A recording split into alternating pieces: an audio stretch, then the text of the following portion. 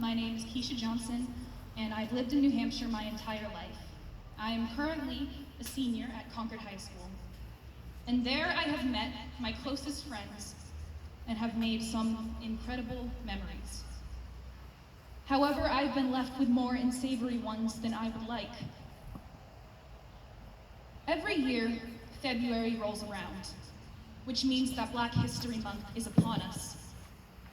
And this means that for 1 month out of the entire school year, we go over a basic summary of the African American experience, which begins with slavery in the 1600s and ends with the Civil Rights Movement in the 1960s. Nothing before that, and nothing after. I'll always remember the feeling that came when the teacher began mentioning slavery. Every time that disgusting word made its way into our heads, I could feel my peers' eyes on the back of mine. Every Black student from any walk of life has experienced that feeling. And I felt very uncomfortable by this. And not just because of the obvious side eyes that I received from my peers, but because I honestly felt that I was not a part of that community we were learning about.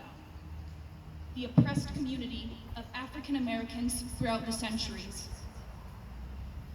And I am now realizing that I felt that way because the definition of oppression we were taught in school applies only to the years of slavery through the final year of the Civil Rights Movement. Nothing before that, and nothing after. The word oppression has felt for us Black people almost inappropriate to use when describing our experiences in the modern world. And I, like many other Black men and women, cannot count how many times we have heard these words. Yeah, but like you're not actually oppressed.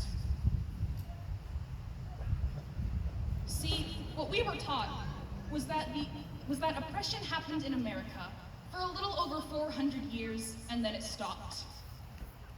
Because now we can sit at the same counters and vote alongside each other, all the work has been done for us. And this is why certain people have the audacity to say that this movement is unjustified.